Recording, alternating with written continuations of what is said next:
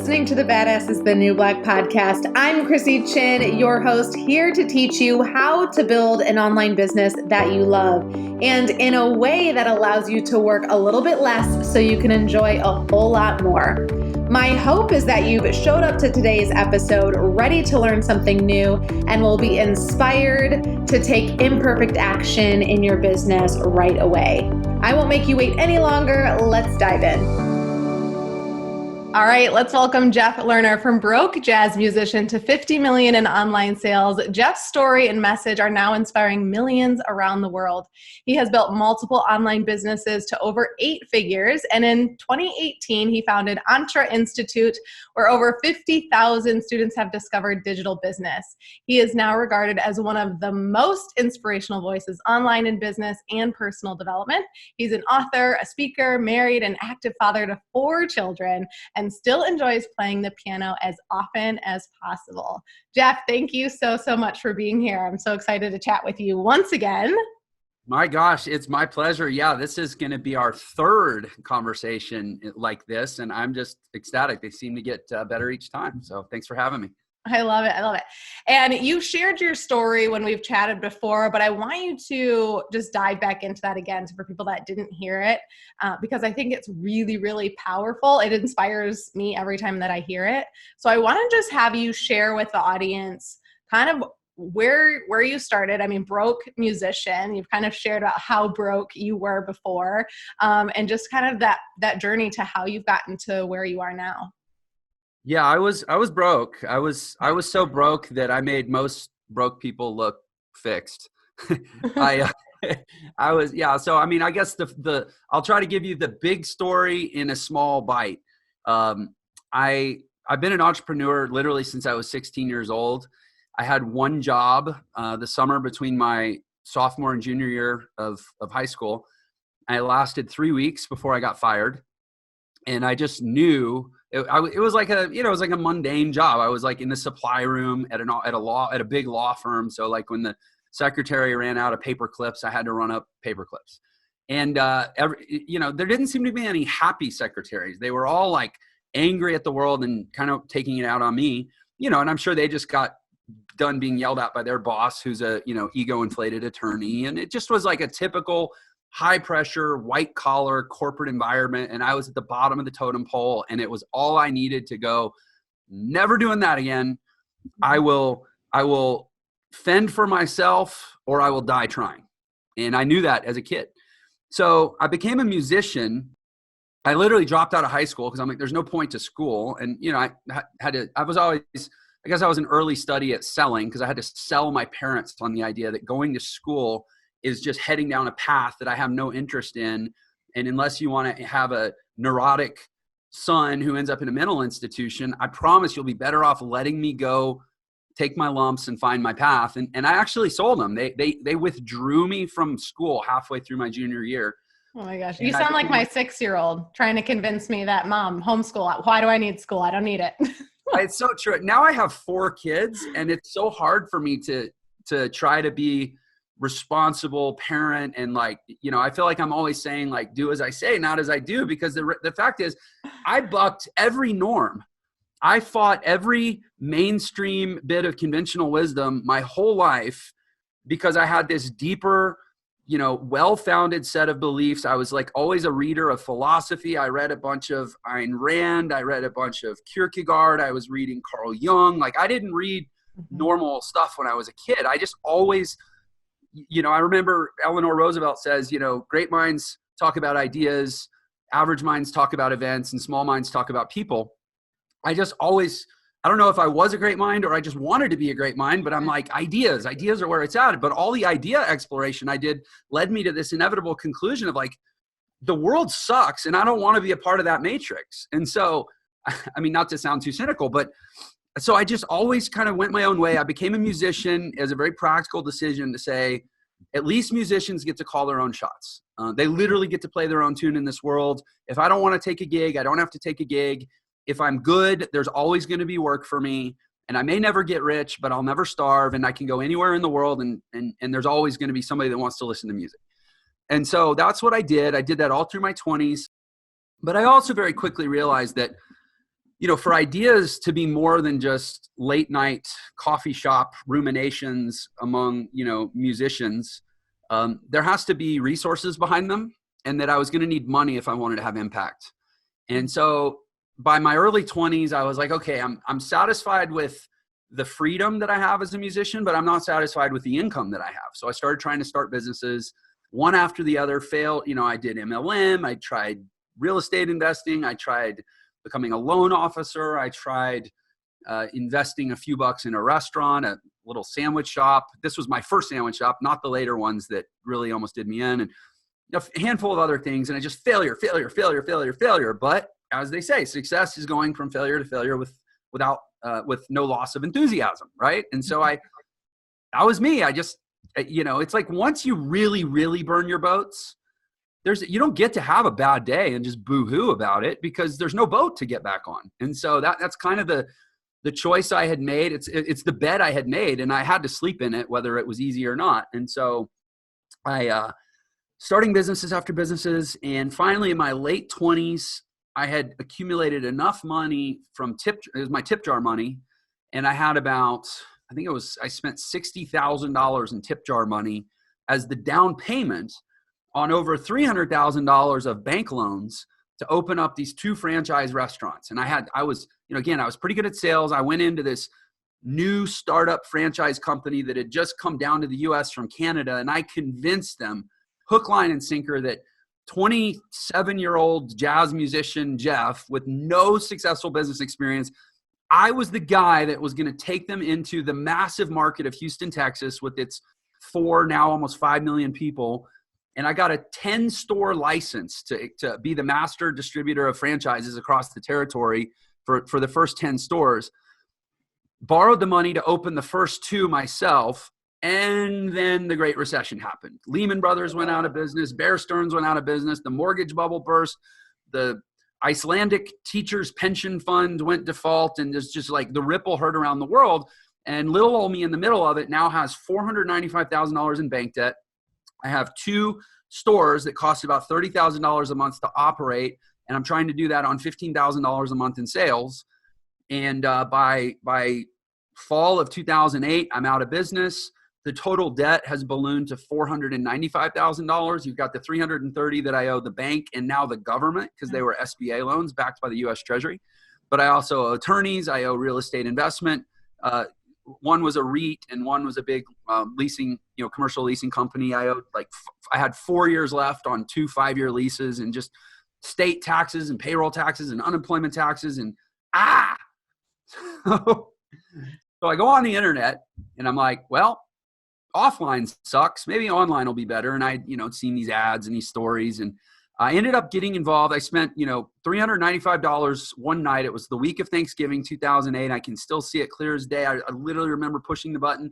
I was watching this video on the screen, and I say this because we see these videos all the time, right? Yeah. And there's a video on the screen of this husband and wife, and they were sitting there. The wife was like petting her dog. Like, they were good marketers, and they did all the right things to make it feel personable and real.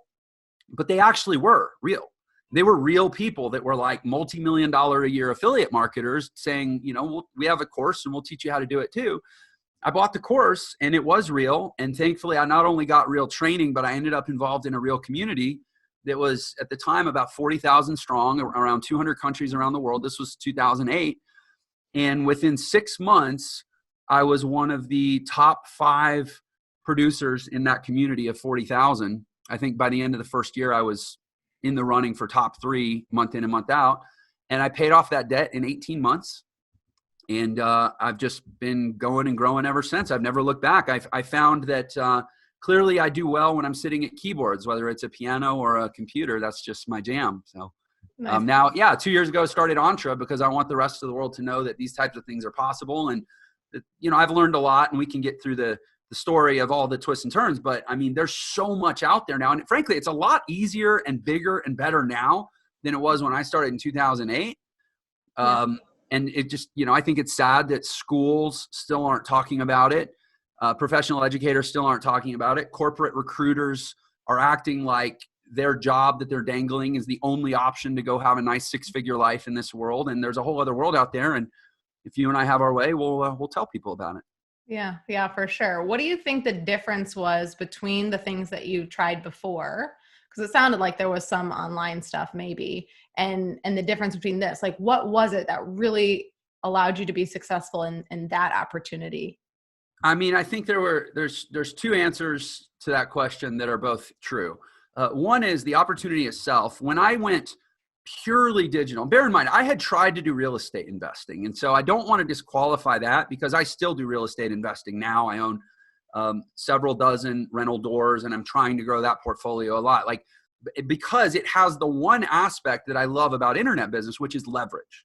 Mm-hmm. Like, you can do, and when you really understand value and asset value, like you have to get past transactional business and you have to get into the value business. Like when I acquire a customer, what is the value of that relationship, right?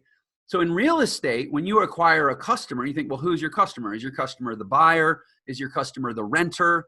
Is your customer the funding source? There's so much value in those relationships because of the leverage that banks give you relative to the underlying, the cash requirement because of the, it's real estate, right? It's high value. It's high value, low degradation property. Like it's not going to disappear next week, right? So banks will loan a lot on it.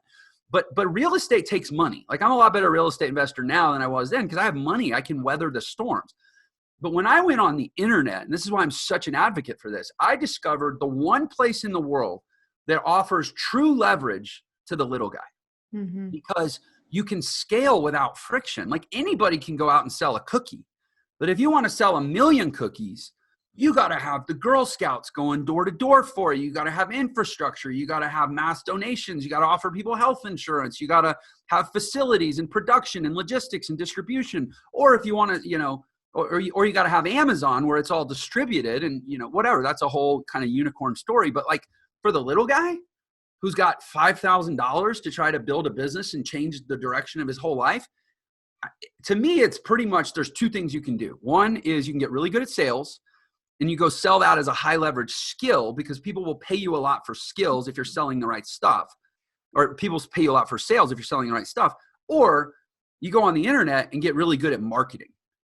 But it's always going to be sales or marketing. If money's not moving, you're not getting paid. So either get good at sales or get good at marketing. And ideally in the latter case, do it online, or frankly, even in the former case, potentially do it online. But that's it. Stop trying to be the little guy and go hit home runs with all this other stupid crap that doesn't have an economic model to support the goal that you're trying to reach. And that's, as much as anything, that's the message I'm trying to get out to the world, is like, not just to tell people what to do. It's like, I want to teach people to fish. I want to give people the filter, the lens to look through, to be able to reject 99% of the crap out there that's masquerading as a solution when really it's just a bigger problem. Yeah. And to fish with a net, like, because you can do that on the internet. Yeah, the internet's a really big ocean that allows a really big net. Yeah, totally. And every time I talk to you, I'm just reminded about like some of your strengths that you've had that I know, like whether you knew them at the time, you've leveraged them to be really successful. And one of that is working really, really hard and not caring if you have to like put the hours in and dedicate the time, like you're willing to do it. And most people aren't. And then what I'm seeing more from our conversation so far is that you really had this sales skill within you from a very young age, that however you developed it, that I think has probably helped a lot in getting you to where you are now. Yeah. I mean, I have always been, a hard worker to the point of masochism. Like I just like, again, when you put the right stuff in, you get the right stuff out. But what comes out is the lagging indicator, right? Like you're going to have to eat, whether it's vegan or paleo or keto or, if it fits your macros or whatever, you're gonna have to eat that diet for a while before you see a lot of results on the scale or in the gym, right? Yeah. Same thing with our minds. As a kid, I was reading books that shaped my view of the world that have allowed me to get on this path in a relentless way because my belief system didn't allow me any other option. A lot of people, they drink the fire hose now of social media, mainstream conditioning, crap they learn from their teachers, crap they learn from their parents. And I'm not saying teachers and parents are all bad, but like teachers and parents are teachers and parents. there's no additional real qualification. They're just kind of like broad average sets of people. And you take all that and then you go out in the world and you wonder why your life isn't manifesting as like super special somehow. Well, you ate a crap diet and now you're getting crap results. And so, for me, I mentioned I read Carl Jung, right? One of the great takeaways I took from Carl Jung at a really young age, and I remember thinking this as a teen, I was like, oh, this is why it sucks being a teenager. Carl Jung said, all neurosis is a substitute for legitimate suffering. And like life is meant to be hard. That's how you grow. It hurts in the gym. It hurts in relationships. It hurts in business. That's great. That's your indicator that you're actually at least have an opportunity to get better. No pain, no growth, right? But neurosis, and most of us are just riddled with neurosis, are all these little mechanisms we put in place to try to either escape or substitute or medicate from the actual suffering that is meant to be at the core of your life, because it's the nucleus of heat that drives you to improve and grow, right? Like your suffering will end when you die. So don't be in such a hurry to get rid of it. And so I'm like, I got to find legitimate ways to suffer rather than illegitimate, destructive ways to suffer, which is what most people's lives are burdened with, these neuroses. And so I found a few things. I found working out in the gym. I found woodshedding the piano for thousands and thousands of hours. I am not a naturally gifted musician. I'm just an exceptionally hard worker who enjoys the process so much that I'll do it way longer than most people. And then ditto with business. Business is a legitimate way that you can introduce, and by the way, this may sound insane, but I promise if you see it this way, you're 100 times more likely to be successful.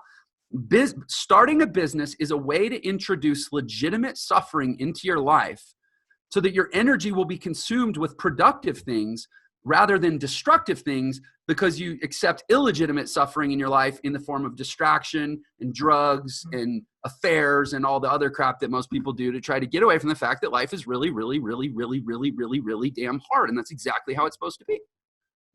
I love that. And it reminds me of when people say, suffering is inevitable. And I don't know what the rest of the quote is. Suffering is inevitable. So like, it's up to you to decide, what you're going to do with it or how you're going to deal with it, or like what the next step is. Yeah. There's that great quote that's circulating. That's like, choose your hard.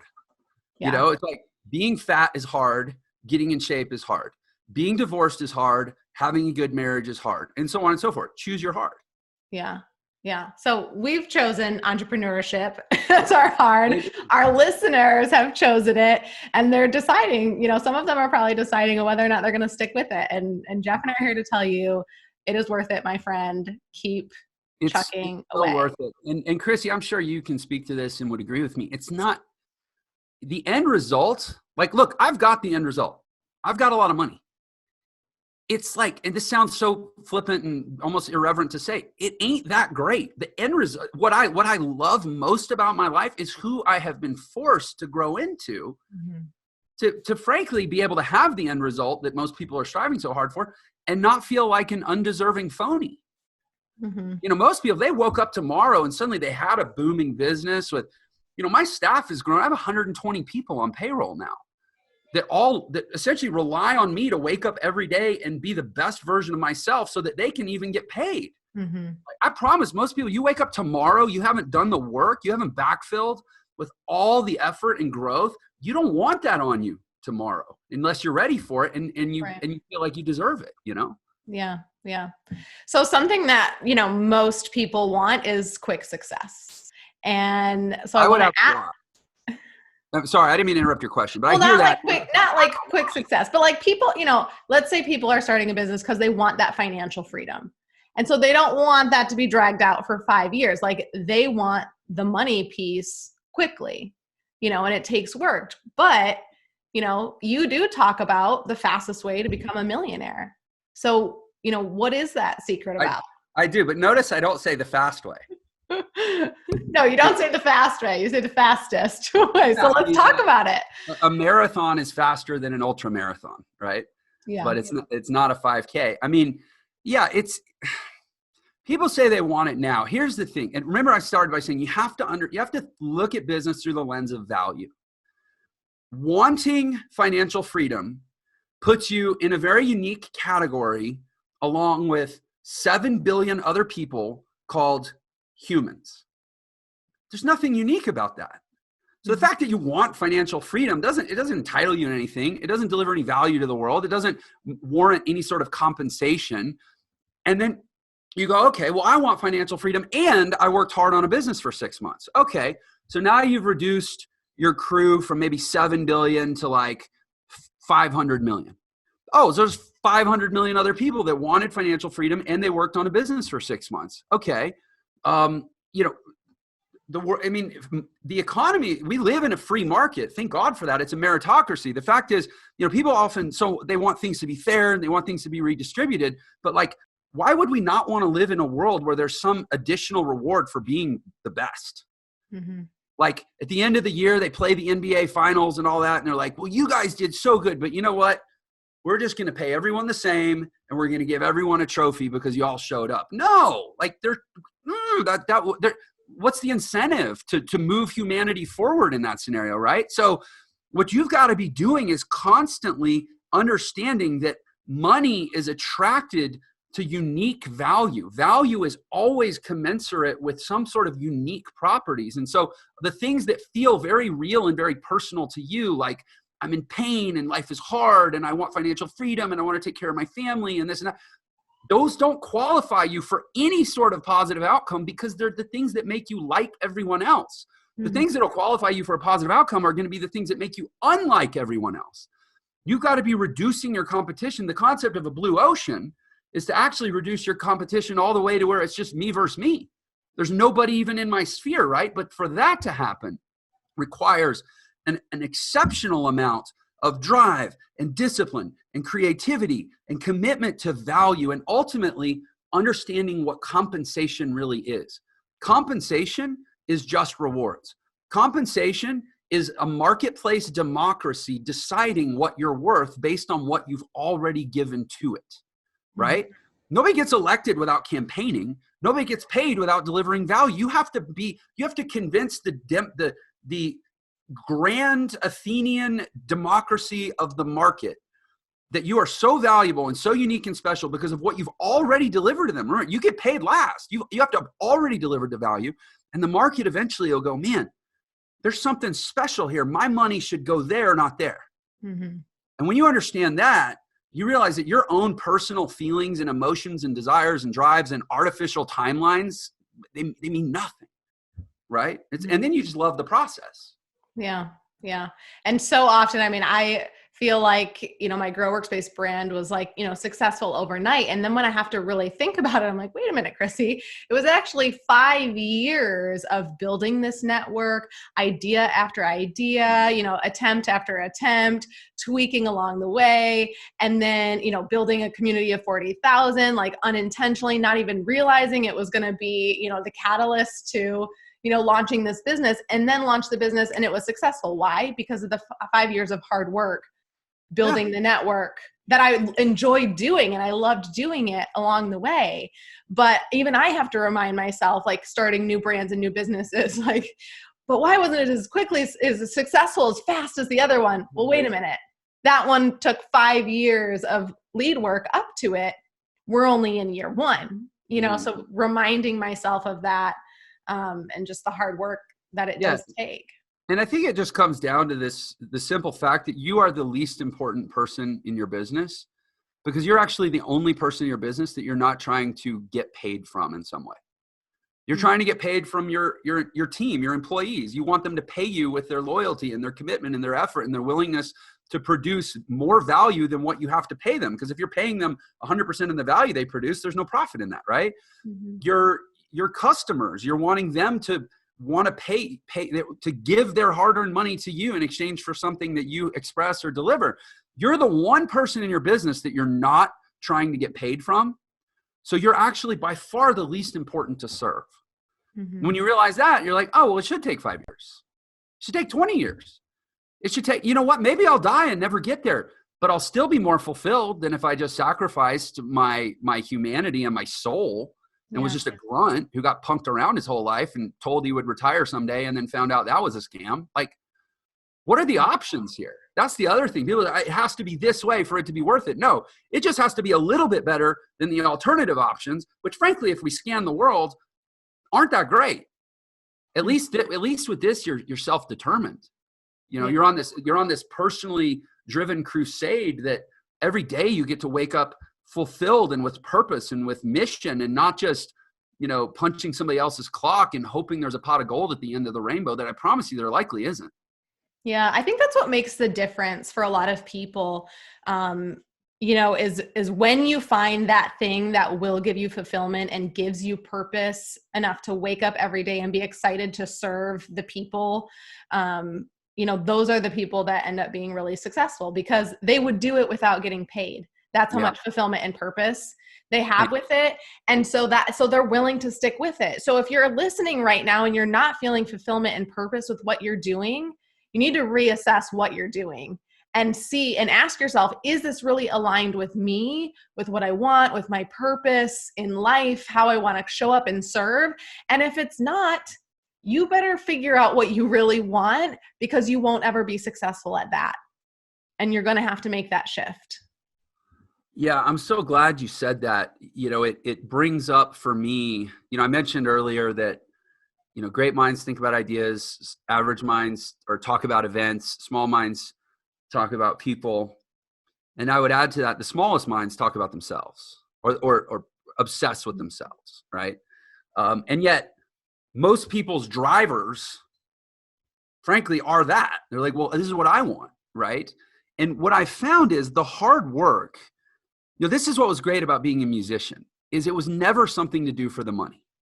Like, I had to believe that there is meaning and significance and impact in putting these 12 tones of sound together in, you know, creative ways to create feeling in the world that could uplift. Like, otherwise there's no point being a musician, right? You're just lazy because you don't want to get a job. And so I had to believe that. And I had to commit over a decade of my life to that and be like, well, why am I doing flashcards to teach myself, you know, the Lydian scale in all 12 keys? What's the outcome of that, right? It's not just some cerebral exercise. No, so I can produce sound that when somebody writes the theme song to The Simpsons, that sharp four that's from the Lydian mode that lifts like that. We're creating this feeling in this world and this effect, and it lifts people, does something for people, right? In that case, it supports humor. Like, these things have to matter or else they're pointless. And so, again, the least important person is myself. And the reason I'm saying this is we talked about the hard work and the stamina and the sustainability of doing what you're doing, that, like, if you're not fulfilled, a lot of times people think, I'm not fulfilled, I need to change, right? I'm gonna tweak that and say, if you're not fulfilled, you might need to change. But the first thing I'll tell you to look at is, do I need to expand? Because like, if you're going to get up every day and live the life less ordinary and do the work to swim upstream in this world and create something wonderful, like if you're going to do the Elon Musk work and the Richard Branson work and the, you know, Oprah Winfrey work and all these, you know, Titanic entrepreneurs that we look at, if you're going to do that work, why would you do that work and not someone else? It's not because, well, you're just like special or you have different wiring in your nervous system or something. No, it's going to be because you have a vision that is big enough and expansive enough to where it becomes a given that you have to work that hard. It's the difference between saying, I'm going to go hike the hill behind my house and I'm going to go hike Mount Everest. The expectation of the training and the effort required, and actually Mount Everest is kind of a fake hard because there's so much, you know, commercial support built around it. Let's say K2. I'm going to go summit K2. The expectation of the work and training required to summit K2 makes every complaint about how hard it is ludicrous. It's like, well, you're trying to scale K2. What the hell did you expect? Like, either shut up and do the work or set a smaller goal. And so for a lot of people, it's like, why don't you just, and this is what Grant Cardone talks about in the 10X rule. People think Grant Cardone's telling me you got to work 10 times as hard. No, if you actually read the book, he's telling you need to think 10 times as big, because then working 10 times as hard will just be the natural consequence of the vision, right? So like, maybe you're trying to, you know, start a business selling women's clothing. Well, okay, great. So are 7 million other people taking 400 other Shopify courses online, blah, blah, blah, whatever. Maybe if your goal was to completely redefine women's relationships with their own bodies through fashion, you would complain less about the fact that it was hard, because it would be a mission that was more worth working hard for. Love Does that make that. sense? Yeah. Love that. That was such a good example. Thank you. Guys, hit rewind, go back a few. I know my audience here. Listen, go rewind, listen again. I love that. Oh, that was so good. I want to cover, before we have to get off of here, the 3 Ps of excellence that I know you talk about. And so I want to cover that and make sure that the audience gets to hear about that a little bit Sure. before we have to go. So I'm going to end with that mic drop there. We're going to dive into the 3 Ps of excellence. Cool. I guess if there's an abrupt transition, that's a good sign, because it means there was nothing else to say about the previous thing, right? That was good. I just want to fit this in before we're good. Yeah. So the 3 Ps, listen, I'm a simple man. I need things to be really, really easy, because, and I think it's because I was an only child. Like, I never really learned to deal with the chaos of life. Like, I was left alone with my books for a lot of my childhood and playing my Legos. Like, I didn't have little sisters trying to steal my stuff and be annoying. And I didn't have older brothers beating me up. And I didn't have, chaos. Both my parents worked. I was home alone a lot. And so I didn't actually at an early age learn how to operate effectively in an environment of chaos. That's like, now I have 4 kids, right? Like, I know what a chaotic home is. And I didn't develop those skills. And so for me, as soon as things get really chaotic, I regress to like my most brutish animal self. And I forget all the good thoughts that I've spent, worked so hard to develop. And I just go to like my default programming, and I can't remember anything that sounds smart. So because life as an entrepreneur is inherently really, really chaotic, right? And high stress and high, a lot of frenetic energy and high velocity, this communication and transaction and all this stuff. I got to have like the simplest things that I can default to, even when I'm dumb and I'm, neurologically flooded. So I came up with the 3 Ps, where it's like, even my Neanderthal self can just be like, do the 3 Ps, Jeff. Just do the 3 Ps. Like, you can't, when I'm not creative, I can at least remember, do the 3 Ps, because it's 3 Ps. Physical, personal, professional excellence. I spend so much of my time being sort of, chaotic and trying to juggle all this stuff, that I have to have this super simple thing: physical, personal, professional excellence. So like, how we all as entrepreneurs, Krissy, tell me, do you have those moments when you're like, what am I actually supposed to be doing right now? Do you have that? Yeah. Or like what is it really that I'm trying to avoid right now by like sitting here thinking that there's nothing to do?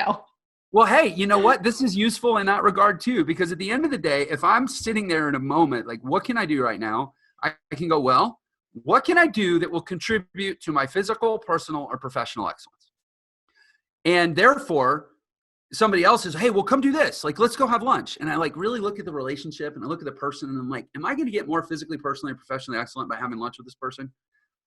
Yeah, I think I'm going to pass. Like, it's this super simple litmus test for life. And ideally, I look at it as, okay, I have, 16 to 18 hours a day that I'm awake. How much of that time can I spend becoming more physically, personally, or professionally excellent? Admittedly, to the exclusion of everything else. And I'm totally comfortable alienating people or outright pissing them off by rejecting that, whatever it is that they're talking about or doing from my life, because it doesn't make me more physically, personally, or professionally excellent. And that's it. It's just my super simple formula to be better at life, especially when you're stressed out. I love that, because as an entrepreneur, that happens quite often, where you are stressed. There is a lot going on. You have so many ideas running through your head. You want to do them all. You want to tackle them all.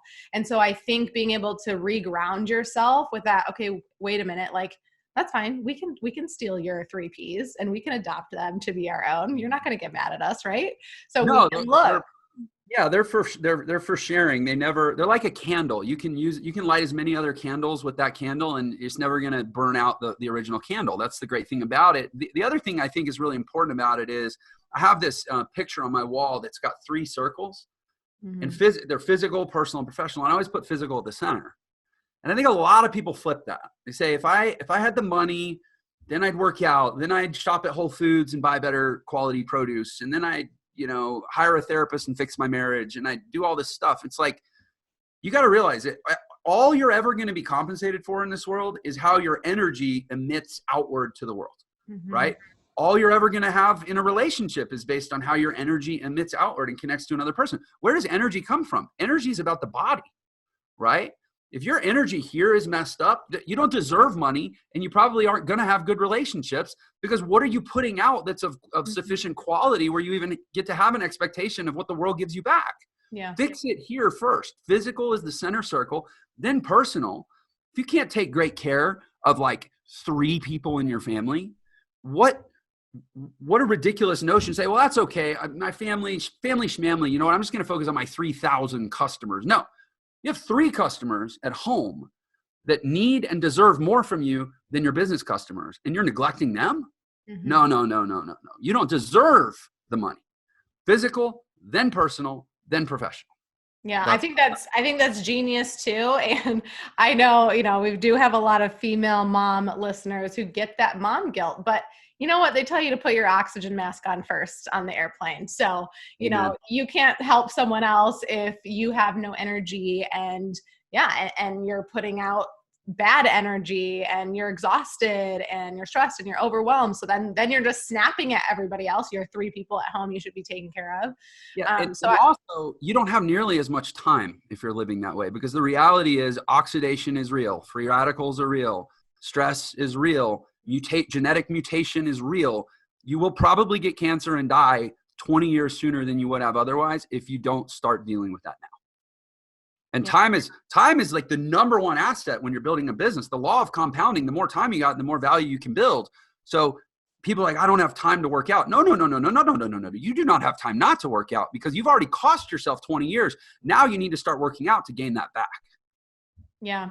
I had my telomeres tested. Have you heard of it? Yeah. Yeah. Oh, I'm super interested in that science. Tell me about it. Okay. Well, I needed to start working out more and eating better. I live a fairly healthy life, but I'm going to have to go back and look to see what they are, but I think I was like 56 or something. So the telomeres is the coating on the outside of your DNA, like the end of a shoelace. And so as you age, or as your telomeres retract, that's showing the aging process. So they used to think that as you aged, it retracted off your DNA and you were aging, and there was no way to reverse it. It was like you aged, but now they know you can reverse it. And there's lots of different factors that you can do: chiropractic care, eating, anti-inflammatory diets, taking care of yourself, exercising, so many things that contribute to good health. But my husband first got it tested, and we used to make fun of him that he was, what was he, 53 or something like that. No, I think I was 46. He was 53. He just turned 40, and this was a few years ago. And so I would talk about, oh, you old man. And so he was taking these peptides that were supposed to reverse it, and he keeps getting tested every 6 months, and it has gone back, and his telomeres are saying he is the age that he is, which is good for me, because hopefully that means he's going to be around a lot longer.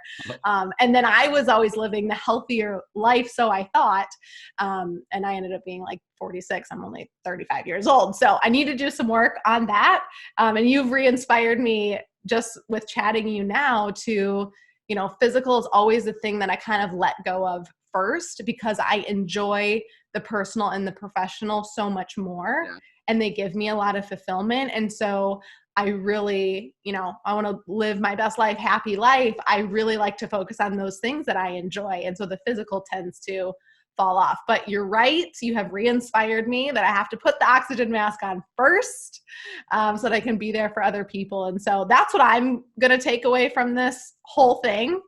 But I know everyone listening is going to take their own piece, at least, even if it's one little thing from what you said, and everyone's going to take away something different, which is what I think is really, really cool, about just sharing your message to everyone. But yeah, I feel like there's one open loop that I'd like to close real quick, because I a little bit dropped the ball on your question when you were asking about the speed. And I like to like under promise and over deliver. I'd rather people come into my world thinking like, oh man, this guy's pretty harsh. Like it's all going to suck. And then be pleasantly surprised when there's actually some good news and some silver linings, right? The good news is, and this is why I'm such a believer in the internet. You can dramatically accelerate the process of getting results by dramatically accelerating the process of getting leverage. And when I talk about the fastest way to become a millionaire, what I'm saying is most people go through life spending their whole life, and they may not have this language for it, but what they're trying to get is a little bit of leverage. They're trying to get enough surplus that they can convert that surplus into an asset. It's essentially like a clone, right? Like, well, think if I could clone myself, I get twice as much work. You can clone yourself, not by cloning yourself, but by creating surplus money where the money can go to work, just like a twin or something, right? But most people never get there. And so I talk about what I call the 3 phases of legacy, and I'll be really quick about this, but this is the fastest way to become really wealthy and leave a generational legacy in your life, is to understand these 3 phases. You must create what probably will feel like dramatic surplus to ever actually get ahead. And that's where most people are just waiting for that incremental 2, 3, 4% raise at the end of the year. This is why I think everybody needs to start a business. That ain't going to do crap. Inflation is 3.25% a year. You didn't buy any more milk and eggs with that raise. You just paid for what they're going to cost next year. Right? You got to get dramatic surplus. You got to take whatever extra time you can squeeze out in your life. And I get people have jobs, people have bills to pay, and they have responsibilities, but find some window of time that you can commit to creating pure surplus income, not raising your standard of living, but creating surplus that you can then move into the next phase, which is called growth, which is about stabilizing that income and putting it into either businesses or investments that create predictable cash flow. Because when you have predictable cash flow, then you can borrow against it. Mm-hmm. You can sell it as an asset. You can bank on it. You can count on it. You can make different decisions on the basis of it. And then, and only then, can you really move into wealth creation? Like I had a guy message me this morning. It's like, hey, I'm about to get, I lost my job from COVID. I'm about to get evicted, and I was able to squeeze out $3,000 from whatever. What stock should I buy? I'm like, no. No, you're trying to operate in the 3rd phase of legacy, wealth creation, when you need to get into the 1st phase of just creating a baseline of stability, bringing your expenses as low as possible, and then doing whatever you have to do to create surplus within the bounds of the law and morality, of course. Mm-hmm. But that's the fastest way, is to change your perspective on your relationship to money to that perspective, and be really honest with yourself about what phase you're in, and then be really, firm with yourself about therefore what needs to happen. And then to be really ruthless with yourself about excluding everything in your life that isn't that. Because you have lots of times to play golf, lots of time when you're older and you have millions of dollars in the bank to play golf and have tea with your friends and play canasta or whatever the things that people think they need to have now as part of a balanced life. But like, if you don't create that surplus, which most people don't, and most people don't even have a full concept of how much surplus it really takes to be legitimate surplus, the rest is just like an endless, I don't know, it's just a hamster wheel of decay. Mm-hmm. Okay, so quickly tell me I had to close that loop, sorry. Tell me the 3. You have to have your surplus phase. Okay. I also call your cash flow phase, because it's about increasing your cash flow so much more than your cost of living. Like so much more. Like shatter all preconceived notions of how much more you have to have enough more. Okay. Then and only then you take that surplus and you try to stabilize it by making it what I call bankable, predictable, and sellable cash flow. It's cash flow that, like, literally you have to think like a bank. Would I loan money against this cash flow? Would I buy this cash flow as an asset? Can I make long-term 30-year decisions on the basis of this cash flow? I.e., would I issue a mortgage that was secured by this cash flow? Until you've converted your one-time surplus into something that's predictable, bankable, and sellable, as literally, test yourself and say, I think it's predictable, bankable, and sellable, but I'm going to go try to get a bank to underwrite this cash flow and see if they'll give me a loan. And if then and only then will you know that it's actually as secure as it needs to be and you've fully entered the growth phase. Mm-hmm. Now you have a consistent surplus that you can bank against to go build wealth. So cash flow or surplus, growth, wealth. All right, you guys. Message us and tell us what phase you're in. I want to know. Ooh, yeah. I Don't wanna lie. know. All right, quickly. We've got like 2 minutes, and usually I play a little game with my people at the end. So if we have time, we'll do it. But I want you to tell them the freebie that you have for them and where they can find you, and then we'll see. See where we're at. Yeah. This will be real quick. So we put a landing page together just for this episode. If you go to millionairesecrets.com/Krissy C, Krissy with a K, as I assume your listeners all know. Hopefully. Yeah, so millionairesecrets.com/Krissy C. There's 3 things you can do on that page. One is you can get my giveaway, which is a free ebook called The Millionaire Shortcut. 2 is you can subscribe to my YouTube channel, which has like 400 videos, thousands of hours of training or something crazy, and all for free. And you can subscribe to my Millionaire Secrets podcast, and then you should start with the episode where I interviewed Krissy. Perfect. Love it. Okay, so rapid fire. This is going to be really quick. I'm going to ask you something, and you just have to give me the answer that shoots off the hip here. And there's some would you rathers mixed in there. Okay. We've got about 10 of them. So be quick. All right. Books or podcasts? Books. What's your favorite book right now? No BS, Ruthless Management of People and Profits by Dan Kennedy. All right, you guys write it down, read it. Would you rather have Rambo or the Terminator on your side? Terminator, always leverage technology. Music or silence while you work?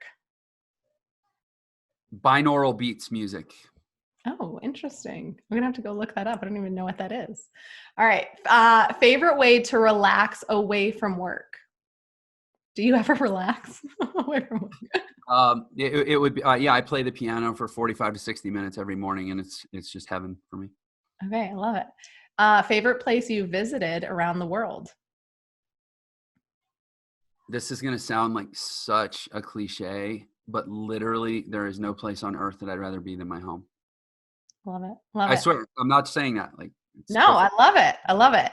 Would you rather, because you're there all the time. So the fact that is your place, that's so amazing for you. And let me just say, that speaks to it. Create a life that you never want to travel to escape. Travel's nice. You shouldn't want to travel to escape from your life. Create a life where the best place is where you live. I'm going to have to move someplace with a few more palm trees. My husband always jokes with me, babe, you want some palm trees? I'm like, we're in Atlanta, Georgia. Like, there are people that have them, but they look kind of tacky, honey. Yeah, for sure. That's right. I'm just going to have a second home. It's going to be fine. All right. Would you rather be able to hit the rewind button on your life or the pause button? Ooh. But honestly, probably rewind just because more time. All right. And would you rather have good news first or bad news first? Always bad. All right. Well, the bad news is this episode is over. The good news is that we get to put your message out there to the world and help some badass people go crush their business. So Jeff, thank you so much for being here with us. We'll put all of the links in the show notes for you guys to make that easily accessible. And you guys, until next time, remember, done is better than perfect, my friends, and channel your inner badass to take imperfect action every single day. Thanks, Jeff. Thank you. Until next time, remember, done is better than perfect, my friend, and to channel your inner badass and take imperfect action every single day.